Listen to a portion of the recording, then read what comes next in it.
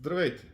Аз съм доктор Йордан Манасиев и сме се събрали тук с Боян Расате и Мартин Вътев да обсъдим въпроса за Луков марш. Кой създаде Луков марш? Кога беше създаден Луков марш? И каква беше идеята за създаването на този марш? За да обясни накратко как се роди тази инициатива, давам думата на Боян Расате. Да, здравейте. Повод да говорим за това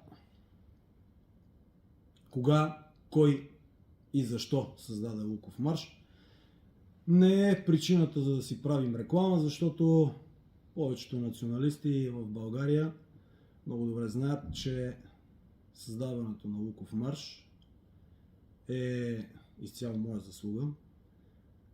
Това не е тайна, въпреки многото опити на определени комплексирани хора да скрият тази истина.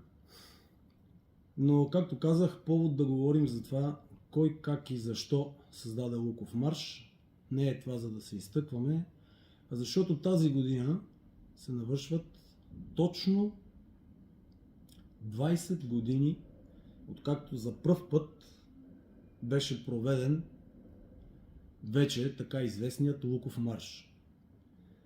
В далечната 2004 година ние от Български национален съюз, като казвам ние, имам предвид младежката, непартийна, неправителствена, антисистемна националистическа организация Български национален съюз, която аз ръководех тогава, създадохме тази марка, която по-късно стана известна като Луков марш. В първите месеци, в първите години, това шествие дори не се казваше Луков марш. То се казваше възпоменателно шествие в памет на генерал Христо Луков.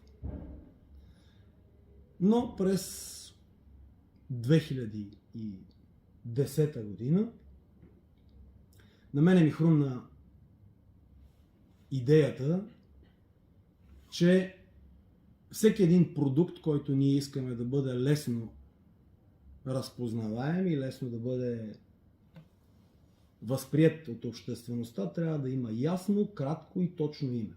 И затова, по примера на наши сподвижници от Германия, които там имаха Дрезден марш, Рудолф Хес марш, ние поставихме име на възпоменателното шествие за генерал Христо Луков, като го нарекохме Луков марш. От тогава това шествие е популярно вече като Луков марш. Кратко, ясно и точно. Но, може би, по-интересно за нашите зрители и слушатели ще бъде наистина да чуят и да разберат как възникна идеята за Луков марш. Защото аз съм убеден, че сегашните хора, които се опитват да продължат тази традиция и организират Луков марш, нямат никаква представа как е възникнало това шествие.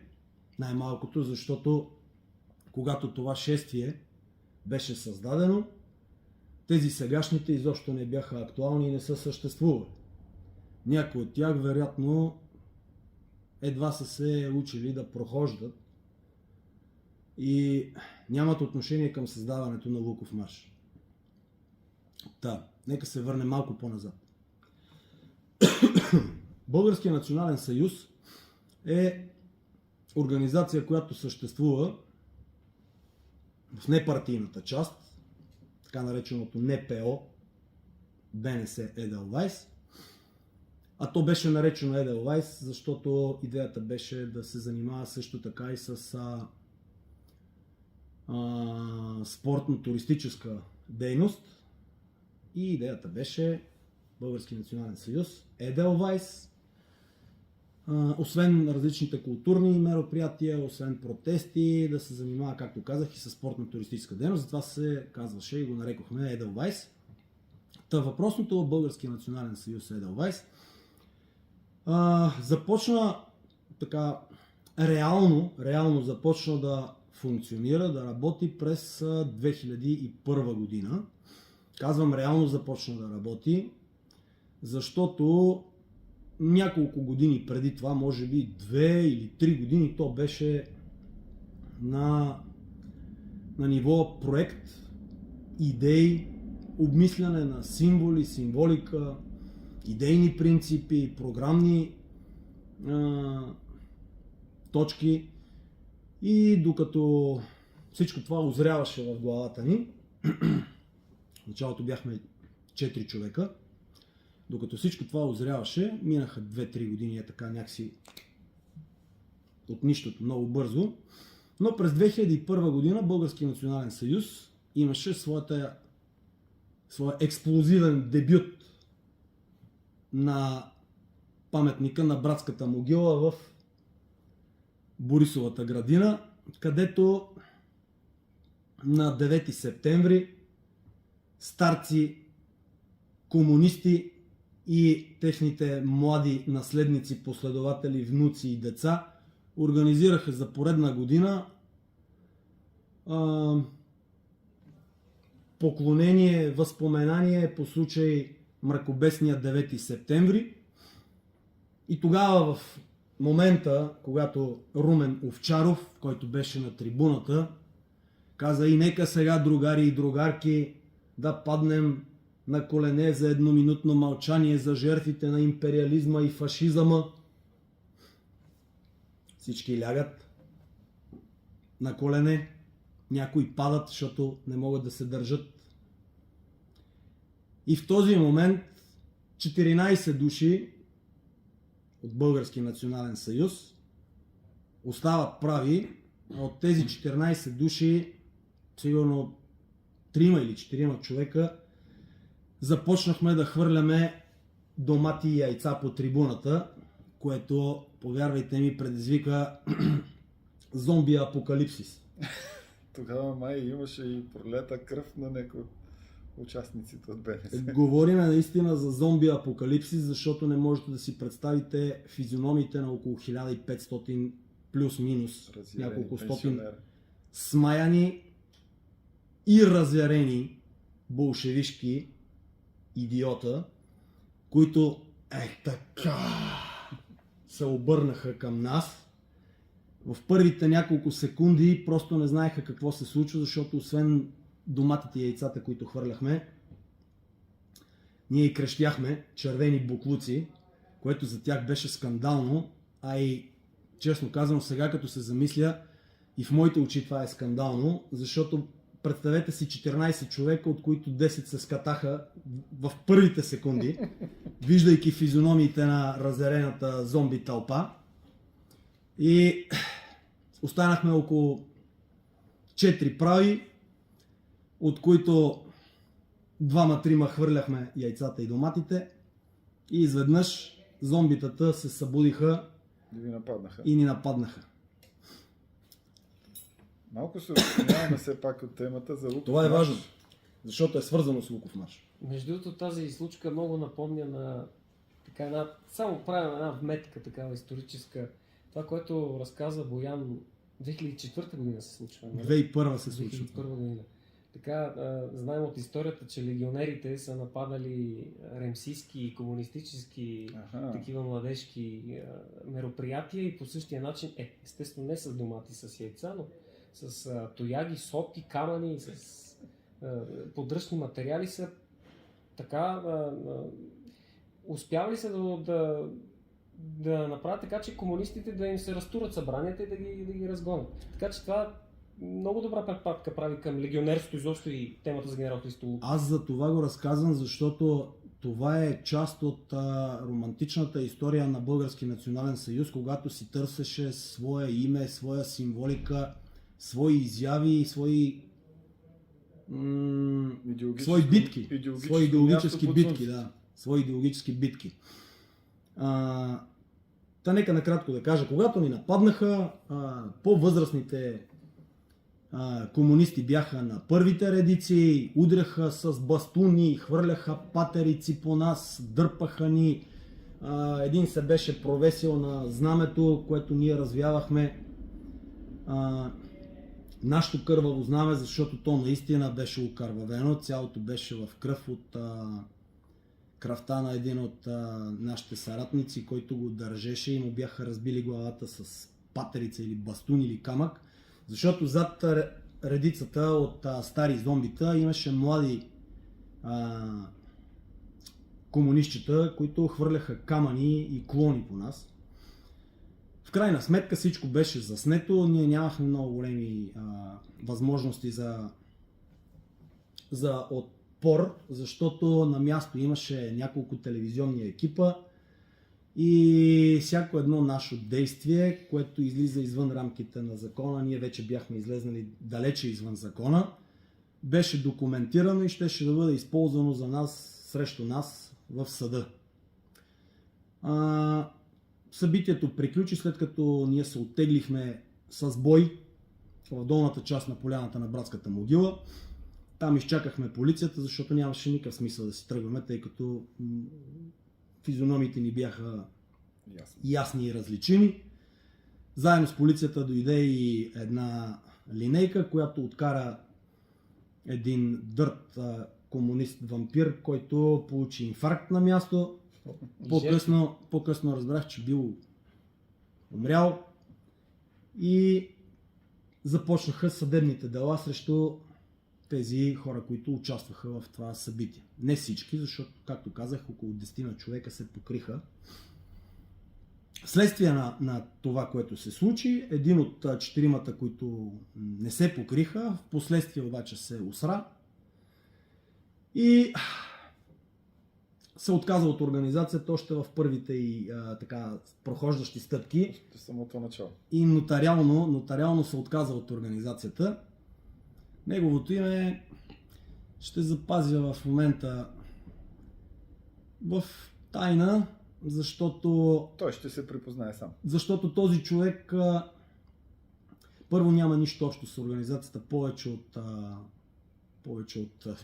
23 години и освен това този човек към момента има своите големи заслуги в една друга посока, за което аз му свалям шапка, но за всичко останало, което се е случило в рамките на БНС,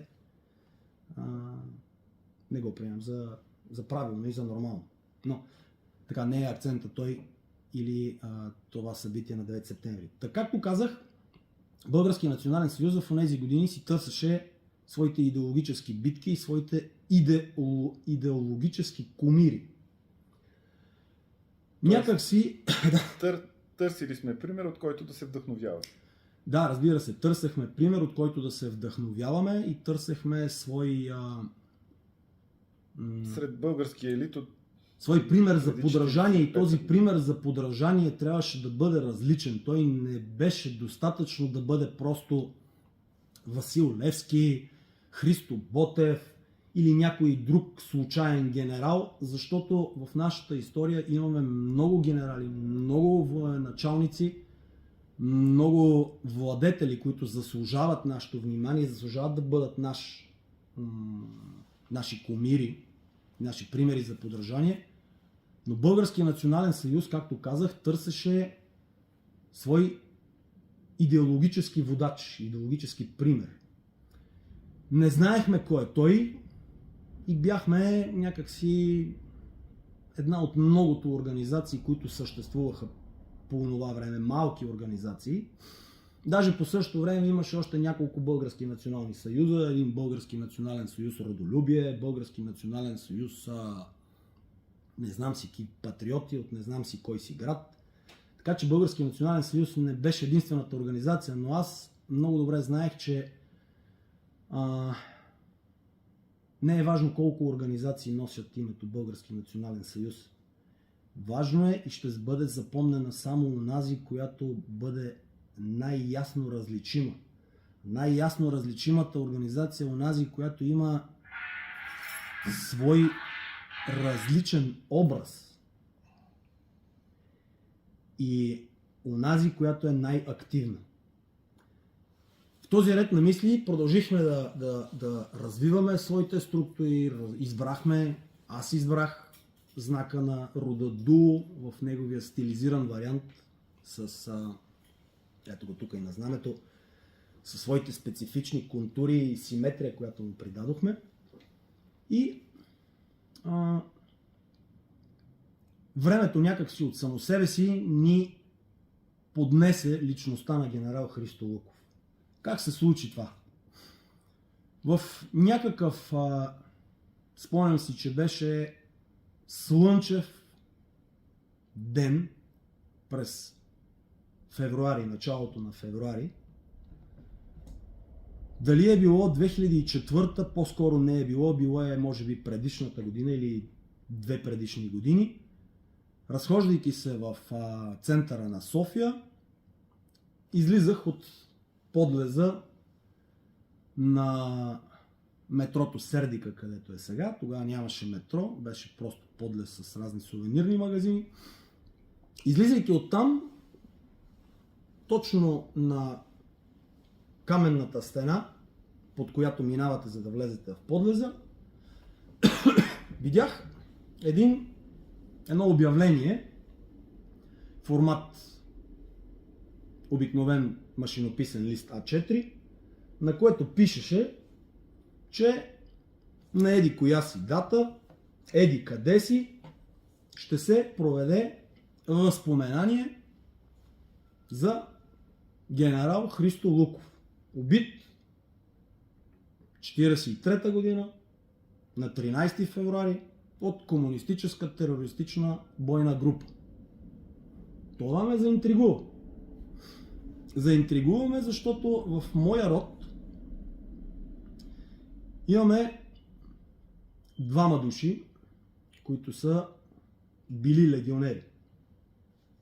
Единият е бил в или Горно-Оряховския, или Великотърновският легион на Съюза на българските национални легиони. В момента не е толкова важно. И освен това имам двама души, които са убити от комунистите след 9 септември 1944 година. Значи това обявление събуди в мен интерес по две направления. Първо по линия на антикомунизма и второ по линия на Съюза на българските национални легиони. Въпросното възпоменание беше панихида, която все още живи, бивши легионери, стари хора, бяха организирали в една черква, която се намира точно срещу малко така странично срещу Военна академия. На един ъгъл беше там. Тя още съществува, в момента не си спомням как се казва името. Срещу центъра по паразитни, не знам си какви заразни паразитни болести. В пресечката отзад тази църква свети Пантелеймон или не знам си кой беше там. Така, и там беше организирано това възпоменание панахида, на което аз отидох сам. По проста причина, че тогава организацията ни беше в един много начален етап и нямахме така добра организация. Ние бяхме младежи, значи това е било 2001, значи трябва да съм бил колко на 31-2-3 години. Отидох сам да проверя какво е това събитие. Влизайки в черквата, попаднах на традиционна българска панихида, на която присъстваха около 20 на човека. Плюс-минус не повече от 2-3. Заслушах се в всичко, което се случваше и това, което на мене ми направи лошо впечатление, бяха две неща. Първо, много малкия брой хора и предимно възрастни, което по-късно си дадох сметка, че не бива да остава така. Запознах се, аз не бях запознат с личността на генерал Христо Луков в детайли. По-късно се запознах с неговата личност, с неговото дело, с неговите героични действия по време на Първата световна война, с неговите участия в други организации. И в един момент Забележете как се случва нещо, което може би провидението и съдбата го е направила, а именно приемственост. Български национализъм след 1944 година е почти катастрофално затрит и въпреки всичко живи хора, които са познавали генерала лично, предават тази енергия на Боян по един абсолютно случайен, почти случайен, но няма нищо случайно. Господ и провидението го е завел точно при хората, които са легионери. Това е, когато нещата има да се случат, те просто се случват. Когато има човека, който има чувствителността да оцени какво стои пред него, кои хора са пред него, просто е само въпрос на време, след това той да се разрови в научната литература и материали, за да разбере всъщност кой е генерал. Има и предвид, че за генерал Христо Луков по това време, ако не са били легионерите на среща, на която почти в България абсолютно не е известен кой е този генерал. Има го по снимки и документални, но никой не го различава от... Това е освен царя на тия снимки, май никой друг не различава. Това е проблема и не знам каква информация би успяло тогава да се намери по това време, но това е бил изключителен шанс за Боян, че открива и се среща с хора, които са познавали генерал Христо Луков лично, били са свидетели на историята и членове легионери. Това се случва много рядко на определени хора, наистина. Това е феноменално в случая. Да, и вижте, освен всичко, аз съм преди всичко българин и националист и това, което видях като панахида, като възпоменание за този генерал, не само, че не ме впечатлиха, а по-скоро събудиха едно известно чувство, не точно на тъга, по-скоро раздразнение, бих казал. Раздразнение, защото генерал Христо Луков е военен. Генерал Христо Луков е националист. Генерал Христо Луков е загинал убит от безбожната ръка на Виолета Якова Бохор. Генерал Христо Луков е една борбена личност и легионерите са били една организация от борбени български националисти, които не биха искали възпоменанията и историческата памет да запази за тях едно провлачено пеене, в което се говореше за изхода, за пътя, за тъгите и перипетиите на богоизбрания народ, къде били влезнали, къде били излезнали, защото това беше панахидата. Която не кореспондираше, разбирате ли, с това, че един човек от богоизбрания народ е посегнал върху живота на този българин. Всички тези неща, взети заедно, събуждаха и събудиха в мен едно раздразнение, което ме накара да мобилизирам всичките си възможности, които в онзи момент не са били много големи, защото ние бяхме непознати млади хора, аз вече не толкова, но останалите бяха на по 20 на 25 години. И всички ние бяхме абсолютно непознати. Обществеността, медиите, чужбина, никой не ни знаеше. Много мои познати даже се смееха и казаха, къде сте тръгнали, така не става, нищо няма да постигнете. Всъщност това ли е момента, в който ти избра кой да бъде твоя идеал и за организацията, не само като за човек, в смисъл лично за тебе, ами реши да представиш тази личност пред Български национален съюз от това време, като личност, която е достойна и заслужава да бъде използвана като пример и идеал за всички членове, не само лично за тебе. Да, категорично. Това беше момента, в който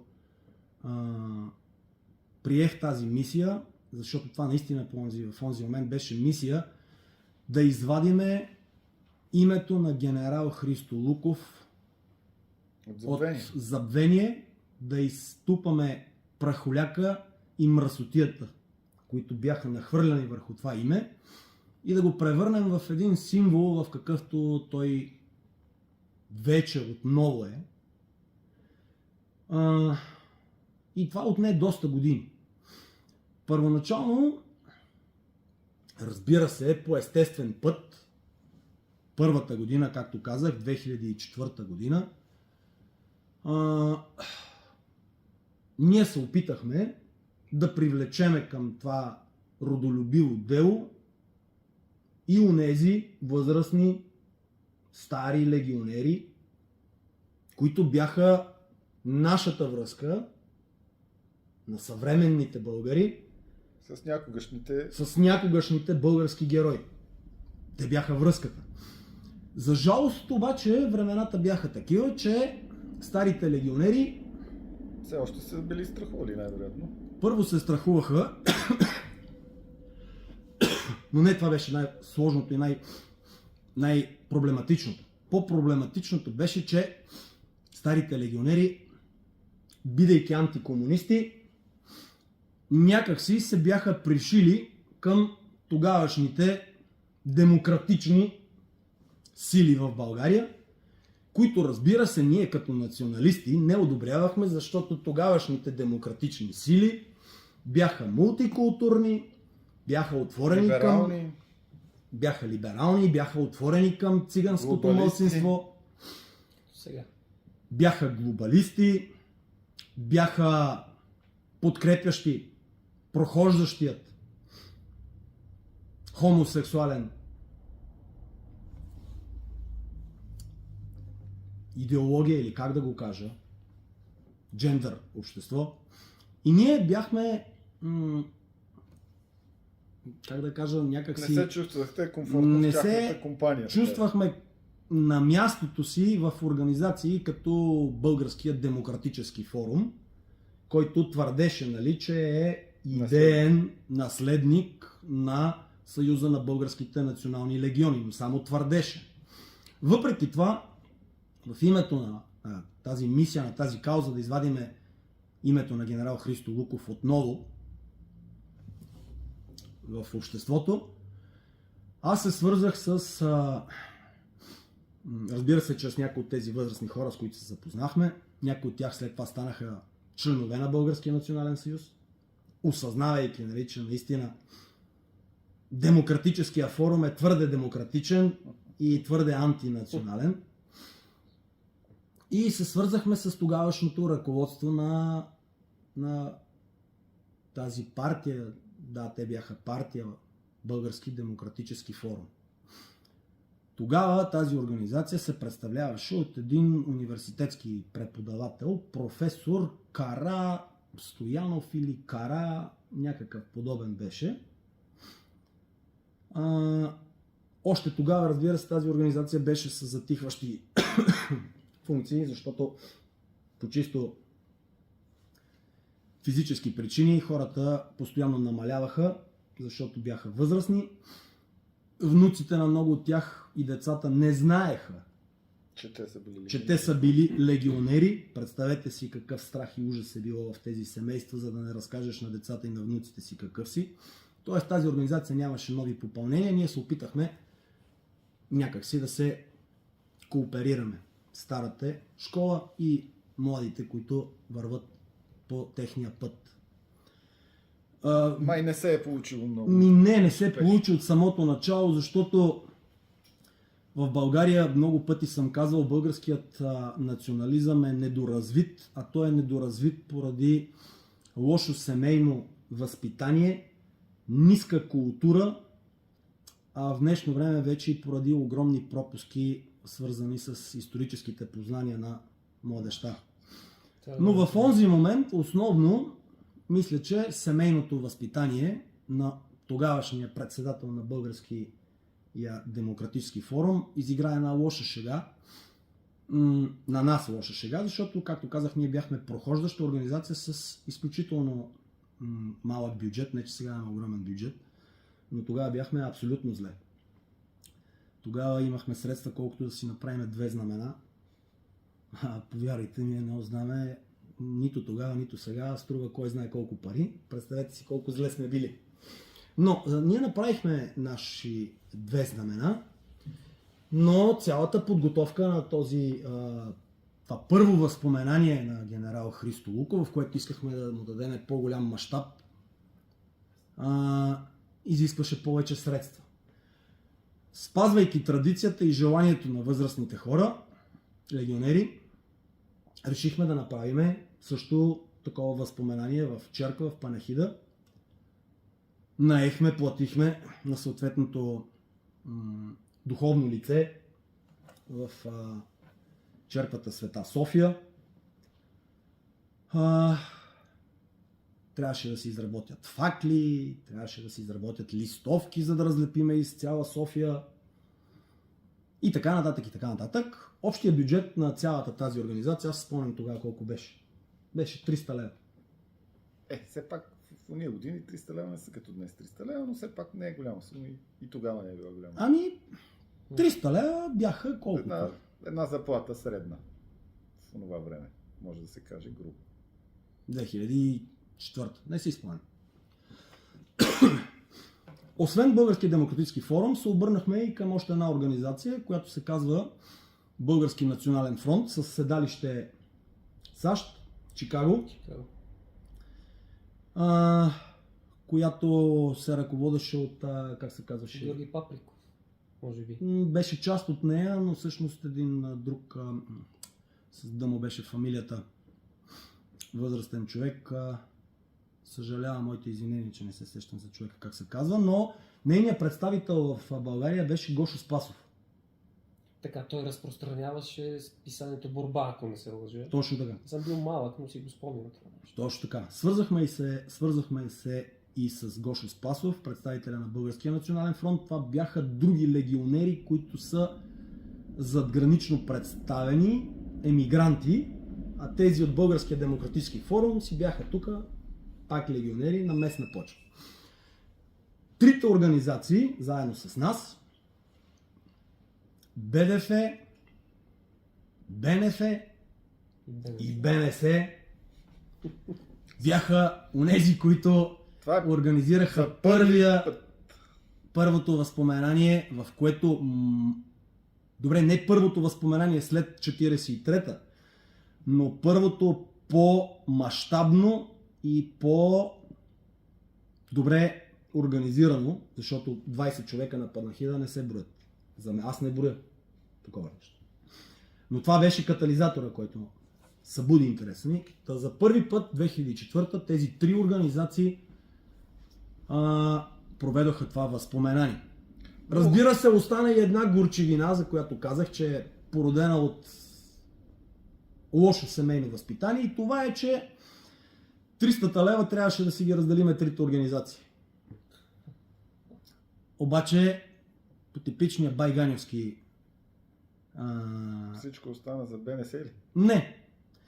Гошо Спасов, лека му пръст, един изключително борбен до последните си дни възрастен човек, който ни помагаше и беше част от нашата организация. Разбира се, даде лептата, която се полагаше на Българския национален фронт, онези 100 лева. Ние дадохме нашите, всъщност ние бяхме дали всичко предварително. И остана да си вземем парите от Българския демократически форум, които общуваха с СДС, които бяха често управляващи. И не бяха никак бедни. Не бяха никак бедни, аз не случайно го казвам това. И те трябваше да дадат своите 100 лева. Ходих няколко пъти до централата им, която се намира на завоя на трамвая на Дондуков. Последния път обаче си го спомням най-ясно. Държаха ме в коридора около повече от половин час. Защото председателя имаше рожден ден. И в кабинета вътре те се веселяха, черпаваха се, както се казва. А младежа прошляк трябваше да изчака цялото това събитие да приключи, еуфорията, за да бъде приет и да сподели какво го измъчва.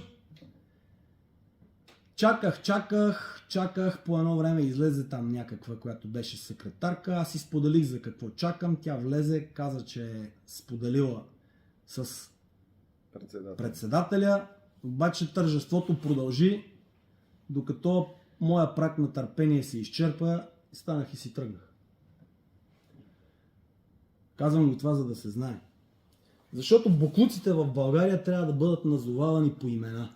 Защото ако не назоваваме боклуците по имена, рано или късно буклуците, скрити от нашата тактичност, не го оценяват това нещо и започват да разказват свои версии, които, обединени с версиите на други буклуци, разказани 10, 20, 100 пъти, се превръщат в истина. Това беше първия Луков марш.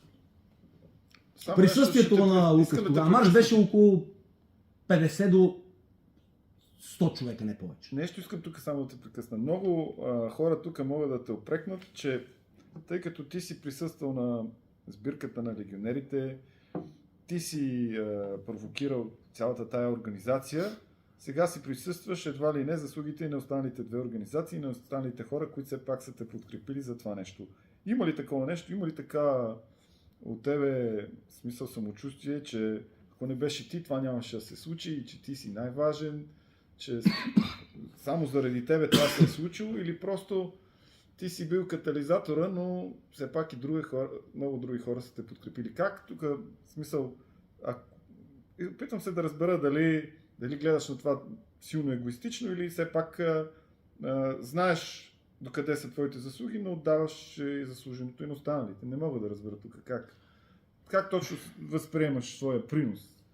Не. Можеш да разкажеш на публиката, защото много хора ще определят, че ти си нарцис, който иска да се изтъкне и едва ли не подчертава всички тези факти. Аз съм нарцис. Аз много се харесвам, много се обичам и почти винаги, даже сега в момента си правя автоцензура, като казвам почти винаги съм прав. Винаги съм прав и времето и историята това го доказват, но това е друга тема. Това е друг въпрос. По отношение на въпроса, който ми зададе, в никакъв случай не подхождаме егоистично към цялата тогавашна организация. Но смело мога да кажа, че не само, че аз бях катализатора, за да се случи това възпоменание в този му вид, но мога да кажа, че без мен това нямаше да се случи. Но тук трябва да добавим и нещо много, много, много важно. Това, че аз съм бил инициатора, катализатора, организатора или каквото и да било там, водача на БНС, не е определящо на 100% за това да се създаде Луков марш, защото, както казах, ние в онзи момент не бяхме голяма организация. За да се случи тогава Луков марш, ние имахме необходимостта не просто от брой хора, които да присъстват, както от Българския демократически форум, макар че примерно там са дошли 10-15 човека, или още 10-15 човека от Българския национален фронт. Но ето, вижте в самата математика, 15 от едното место, 15 от другото место, стават вече 30. И от нас 15, 20, стават почти 50. Тези 50 човека акумулират определена енергия и интерес, който привлича още 50 човека, които не биха дошли, ако бяхме само ние, 15-те. Тоест, разбира се, че абсолютен принос за стартирането, за началото на тази мисия Луков марш имат и Българския демократически форум, и Българския национален фронт, но без младежите от Българския национален съюз нямаше да е възможно това нещо да се реализира. Ами чест ти прави, че не се опитваш да скриеш и ти никога не си го изкривал, но просто по студия и телевизии, когато времето е ограничено, никога не си могъл да разкажеш надълго и на широко тези факти. Може би за това не са известни на по-голямата част от публика. Точно тук искам да вметна нещо, точно по отношение. Слушам с голям интерес изобщо цялата тази основа, как е започнал Луков марш. Когато всичките тези събития са се случвали, особено между 2001 и 2004 година, аз съм бил на възраст, която със сигурност не съм си обяснявал политическите процеси в България и всичките тези прояви са били далече от мен, но в една следваща възраст, между 2006-2007 година, тогава за първ път съм чул за генерал Христо Луков. Повода? За генерал Христо Луков съм чул за първ път като ученик, като историческа личност. И смея да твърдя, че ако не е било цялото това мероприятие, усилията, които Боян е хвърлил, БНС и всички хора, които са участвали в създаването на Луков марш, не знам до каква възраст по-нататък и не само аз, изобщо моите връстници, изобщо щяха ли изобщо да чуват за генерал Христо Луков, да чуят. Това го казвам съвсем отговорно и съвсем като за историята, нека да се знае, че ако не са били тези хора, ако не са били БНС и Боян в частност, убеден съм, че за генерал Христо Луков още дълги години нямаше да се знае. Ами аз за това казах, виж, в никакъв случай аз не бих искал да омаловажавам участието на всички онези стотици, ако ги съберем, нали, сумарно, общо за всички години, хиляди хора, които са участвали в Луков марш. Без тяхното присъствие Луков марш нямаше да е това, което е. Но ролята на личността в историята е много важна. Защото всички онези стотици и хиляди, които са умирали по бранните полета или са марширували на Луков марш, нямаше да могат да покажат онова, което са показали, ако ги няма личностите, които да катализират определена енергия в точно определен момент и да организират онази маса, която да даде завършен вид на историческото събитие или на Луков марш. Тук искам да повдигна следния въпрос. Ти каза, че това, на което си присъствал, е един вид панахида. Замисъла на Луков марш, когато сте го направили тези три организации, е бил по-скоро помен на един починал герой, който има за цел само да бъде отбелязана неговата трагична кончина и неговите заслуги. Само това ли е формата, който сте гонили при създаването на Луков марш, или сте искали той да бъде изваден от прахта и да бъде показан на младежите като пример, който е хубаво всички български националисти да следват? Тоест, акцентираме повече на политическата роля на генерала, който по времето, когато убит, дори не е вече като активен генерал, е офицер от запаса. Това е много важен въпрос, защото много хора и много организации правят помени на много велики личности. Съвсем скоро беше на Гоце Делчев в Благоевград. Миналата седмица беше на генерал Кантарджиев. Точно така. Сега искам да ни кажеш повече по този въпрос, така ако можеш да ни разясниш какво мислиш и какъв е бил. И дали в самото начало е бил такъв замисъл или после през годините смисъл вече се е променял самия акцент на мероприятието? Значи сегашният акцент върху провеждането на Луков марш, според мен е тотално променен от това, което ние започнахме и това, което аз започнах. Да, можеш така в момента да кажем, че обратно ще започна. Да кажем, че в момента замисъла на провеждането на генерал Христо Луков марша е защото той е една националистическа марка, която всеки, който я притежава, си придава авторитет и уникалност. Това го легитимира пред всички останали националисти в България, в чужбина и къде ли не. Тук сме избягали са от онова, което беше замисълът в началото. Защото, както казах, сегашният замисъл е и до някъде просто правим този марш, защото ако не го правим, не остава или няма да остане нищо от онези, които го организират.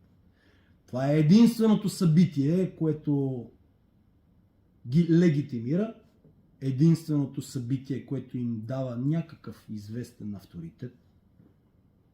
Не може да отречем известност сега. И известност, и ако Луков марш го няма, то те нямат други никакви би следвало и сегашните организатори от моята организация НПО, което създадохме БНС Edelweiss, не би имало никаква причина и смисъл да съществува. Но замисъла, връщаме се ето сега назад, в 2004 година, замисъла на Българският демократически форум и на Българския национален фронт, вероятно беше точно такава, каквато ти каза. Да се напомни, да се направи едно възпоменание за една историческа личност, която е била техен водач. И до там. Това беше замисъла на възрастните легионери. Нашият замисъл обаче беше различен. Нашият замисъл беше мъртвият генерал Христо Луков да бъде съживен в съвременна България и той да се превърне в идеологически водач, пример за подражание, икона, ако щете, по която политически и идеологически да се равняват следващите подрастващи поколения националисти. Това нещо някъде в хода на организирането на Луков марш се загуби. И се загуби. Когато марша беше с хиляди хора, точно тази цел се изпълняваше, не мислиш ли? Не мисля. Много младежи... Не мисля. И ще ти кажа защо не мисля. Смисъл, голяма част от присъстващите не са си давали сметка за идеологическите възгледи на генерала, просто са присъствали парадирайки на този марш. Ето, вижте, аз съм... Огромна част от хората, които участват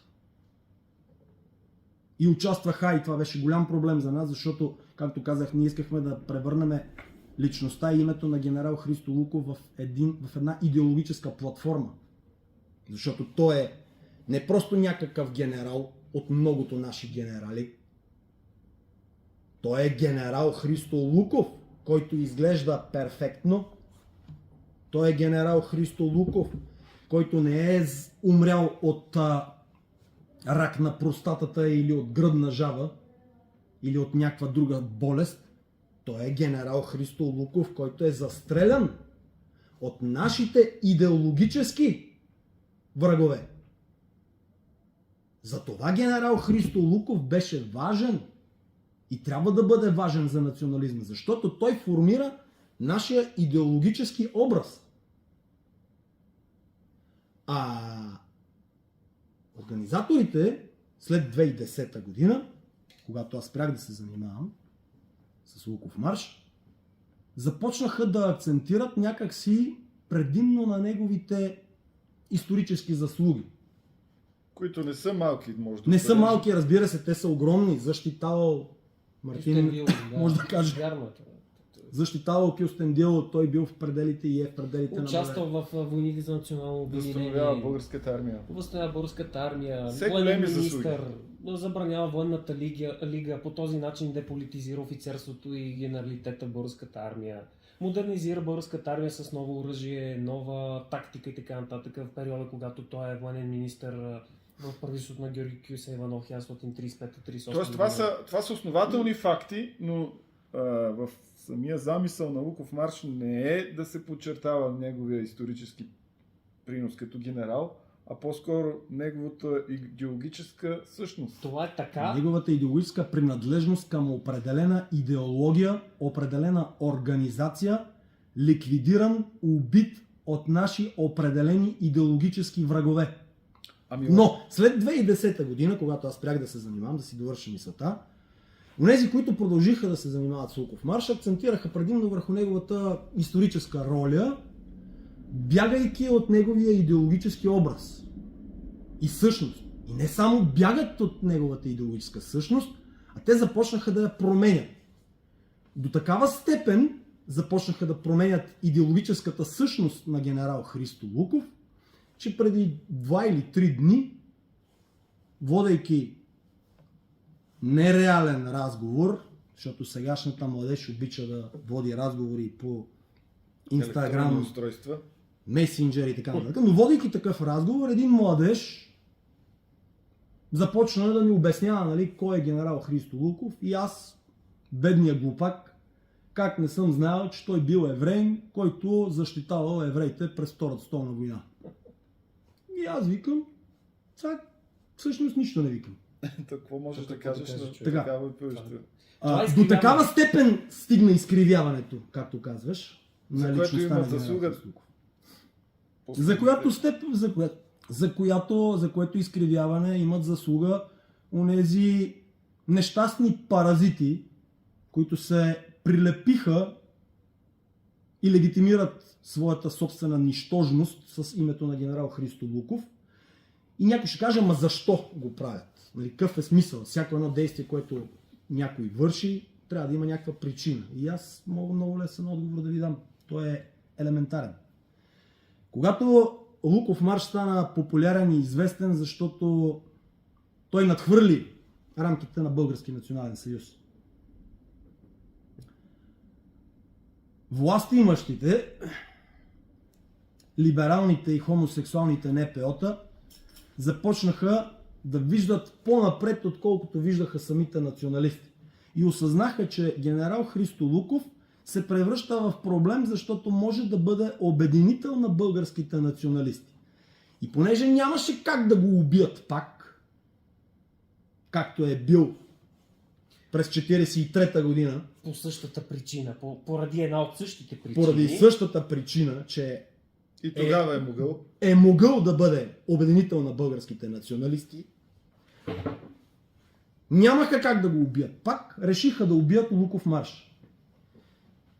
И тук вече се намесват нашите герои, които имаха желанието да консумират ползи от Луков марш, но нямаха ташаците Да понесат негативи. да понесат тежестите и негативите. И тогава започнаха онези фантасмагорични приказки, в които започнаха те да убеждават враговете на национализма, онези, които искаха да забранят Луков марш, че видите ли, Луков бил един безобиден български военен, който не е никакъв по-различен персонаж от всички останали генерали, че той, видите ли, не бил нито нацист, сякаш някой ги е питал дали е нацист, а той няма как да е нацист, защото нацисти е имало само в Германия.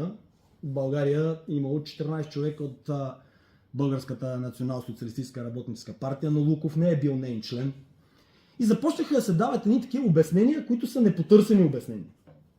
Които започнаха да изкривяват, както казахме, образа на генерал Христо Луков.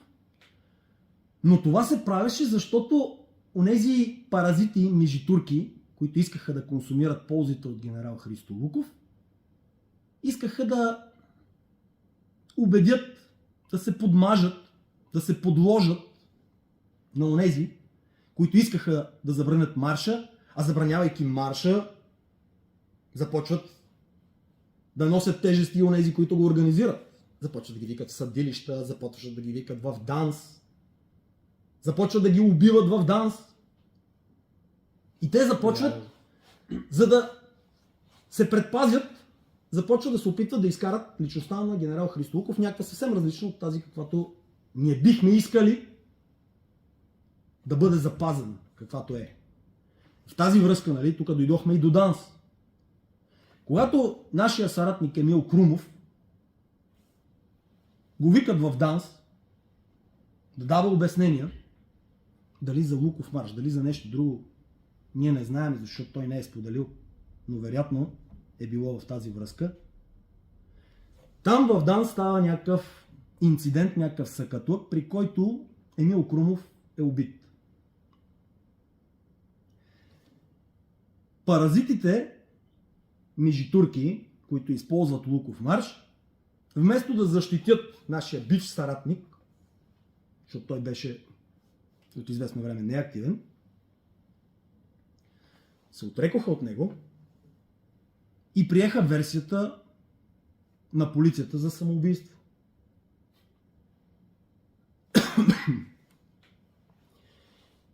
Тук вече, как да кажа,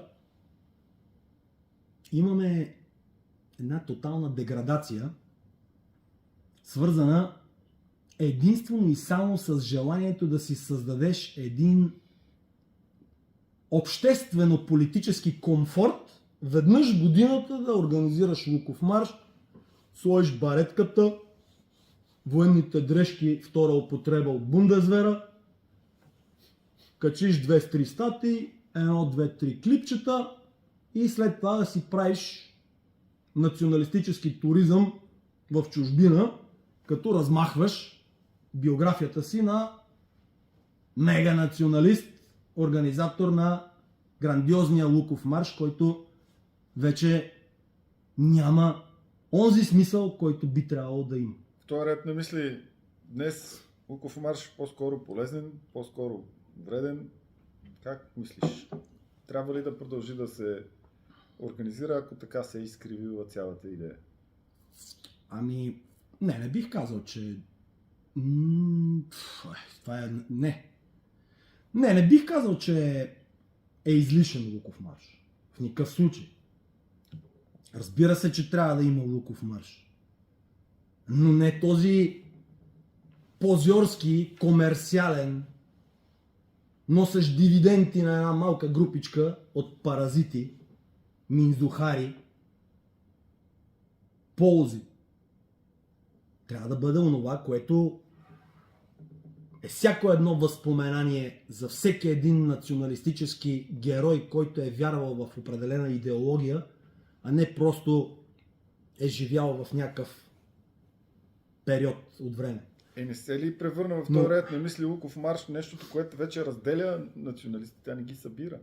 Добър въпрос. В момента ти по този начин един вид излиза, че Луков марш вече личността на Луков трябваше да ни събира националистите и сега един вид те също се припознават като националисти или аз не мога да разбера смисъл. Въпросът ти е много добър.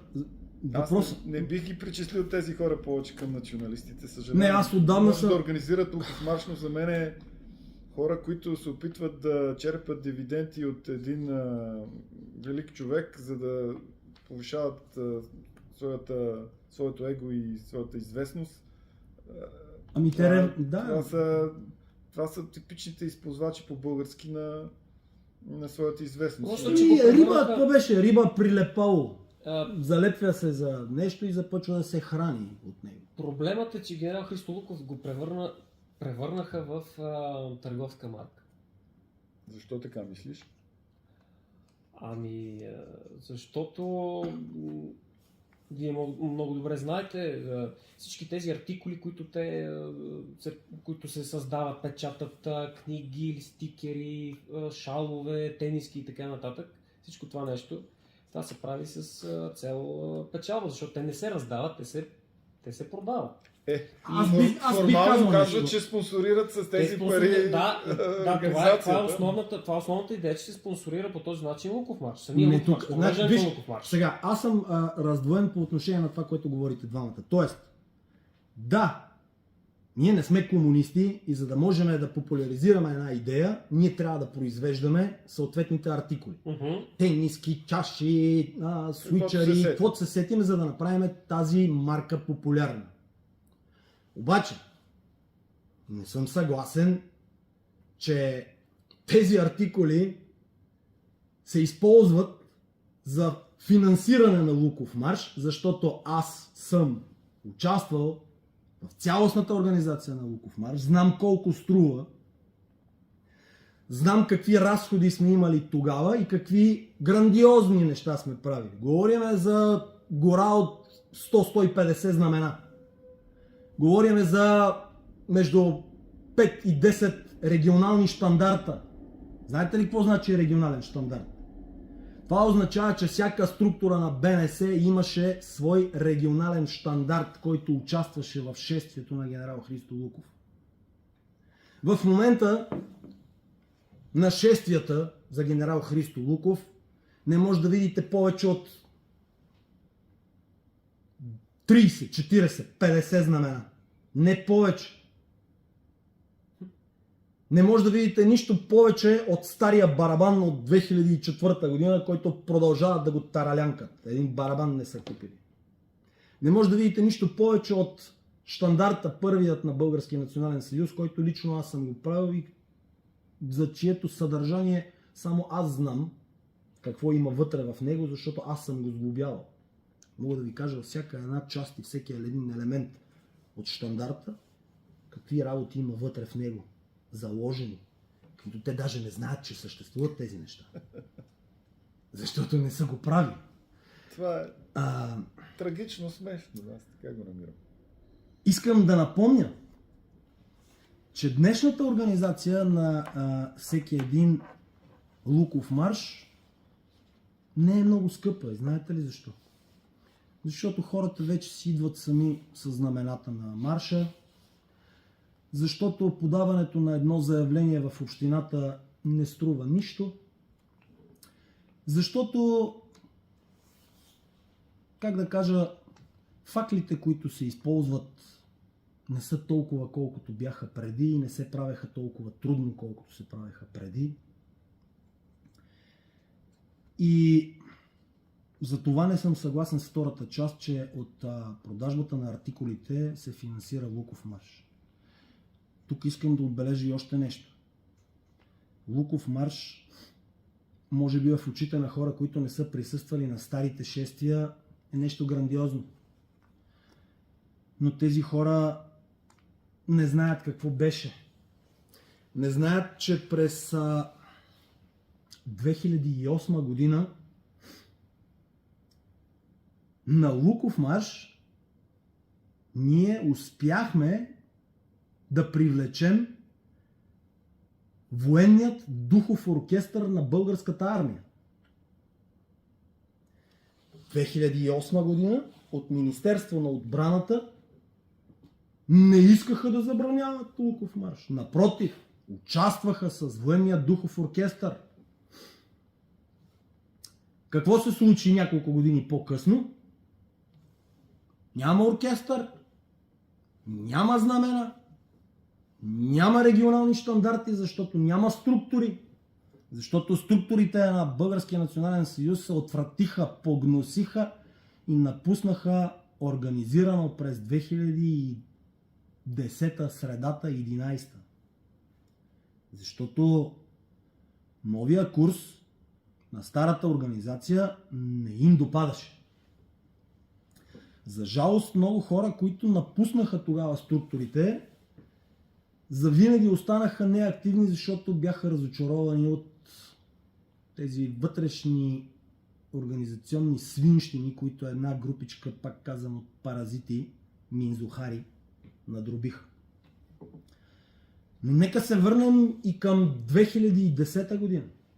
Аз ви казах, че генерал Христо Луков марш стана нещо много повече от организационно мероприятие.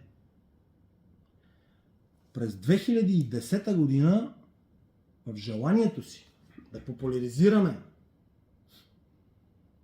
и да превърнем личността на генерал Христо Луков не само в наш идеологически кумир, но и да го споделим с други националистически организации, за първа година тогава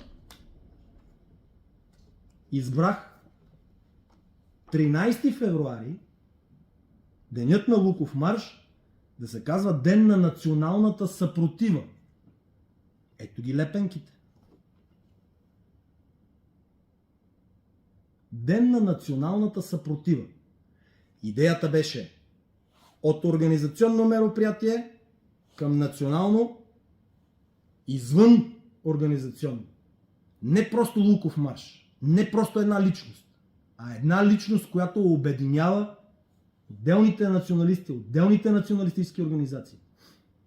И на този Луков марш, на този Ден на националната съпротива, бяха приканени и бяха добре дошли всички останали националистически организации с техните знамена, с техните визии, транспаранти или каквото и да е. Какво се случи по-късно? Случи ли се Деня на националната съпротива? Според мен не се случи денят на националната съпротива, защото малката групичка от паразити, минзухари, са много чувствителни, завистливи и страхливи, че този ден, този Луков марш ще им се изплъзне, няма да бъде вече техен. Само техно мероприятие. И започнаха едни правила, кой да идва, кой да не идва, какво знаме да носиш, не може да е това, не може да е това. Малко по малко се получи така, че организирани групи, български националисти, спряха да посещават Луков марш. И се случи това, което каза доктор Манасиев. Вместо генерал Христо Луков да е обединителят на българския национализъм, се получи, че генерал Христо Луков и марша разделят българските националисти. Защото ние не ходиме на този марш. Защото не искаме да правиме масовка на тези паразити. Ама на Луков марш не ходят и други. В един момент Национална съпротива България, мисля, бяха съорганизатори. Да, за кратко. Какво се случи след това? Повече не бяха организатори. След това повече не бяха съорганизатори. Даже не знам и дали ходят организирано. Това си е тяхна работа, не е моя работа.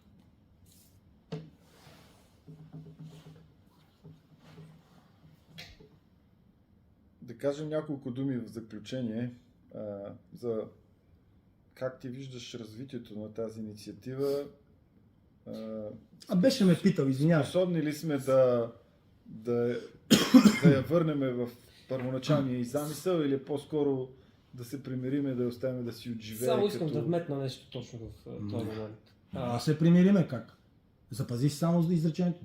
Да кажа. Какво значи да се примириме? Ами да я оставим да си умре от само себе си. Защото тя ще умре. Ако остане единствено мероприятие на мензухарите БНС, Edelweiss, това означава постепенното намаляване на интензивността и на присъстващите хора, отчуждаване на голяма част от българските националисти от тази инициатива, редуциране на броя и пълно щастие за нашите врагове. Луков марш вече не се организира и нещата еволюционно си умират, след като загубят предназначението, което трябва да имат, а не го изпълняват. Сега, едно нещо обаче държа да кажа, за да стане ясно. Ние, партията Български национален съюз, нямаме никакъв интерес да се занимаваме с организацията на каквото и да било мероприятие, събитие, свързано към момента с Луков марш. Това лично аз нямам интерес. Не ме привлича. Но, попита дали ние ще се откажем, дали ще оставим ли, даже буквално трябваше да се попита, ще оставим ли една малка групичка от нещастници да експлоатират едно събитие, което нито са създали, нито могат да стопанисват правилно, защото от шествие, което събираше хиляди, те го докараха до там, че Столична община да го забрани. Няма да се примирим.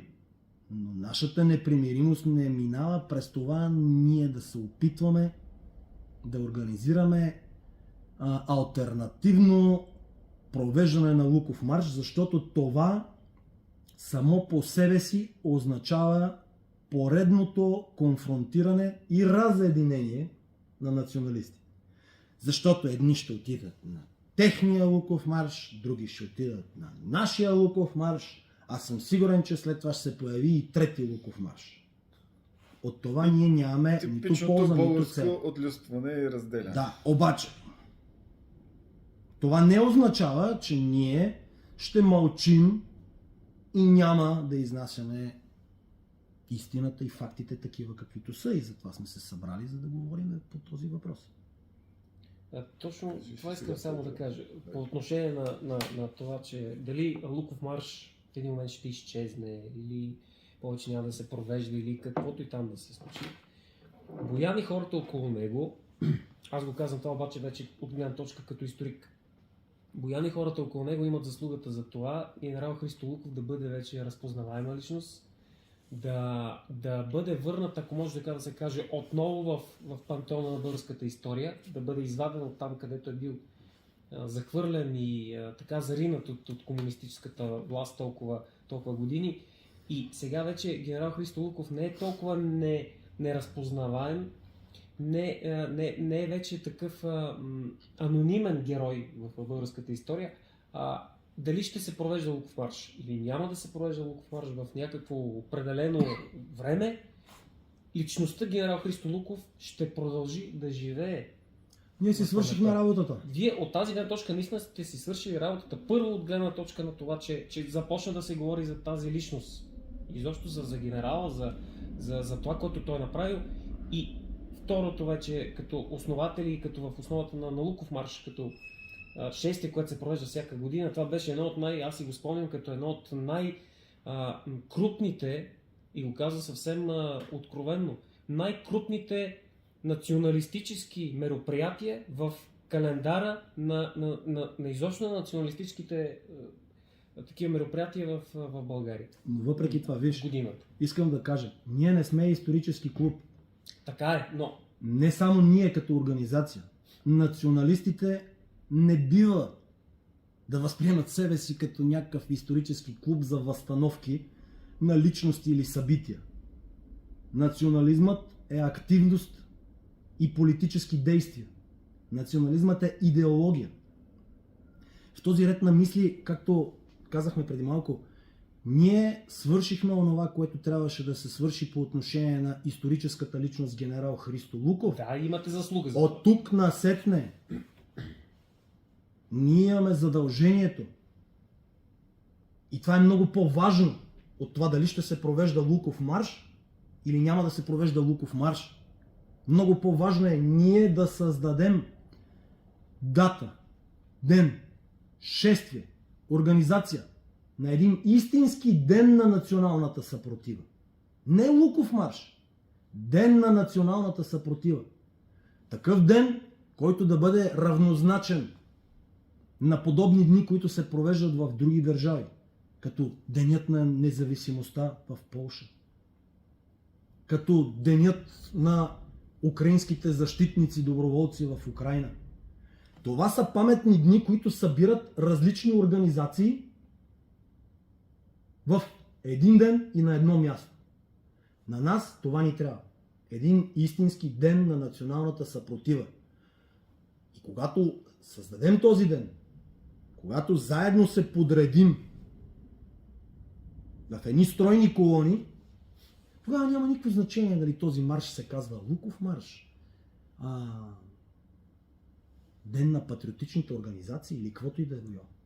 Защото ще мине време и този ден ще бъде забранен. Тогава ще изместим и друга дата. Важно е да се работи в правилната посока. Политически. С политически активизъм. А не с някакъв исторически ревизионизъм, който касае една толкова малка част от обществото, че просто даже не можем да я вкараме в 1,5-5%.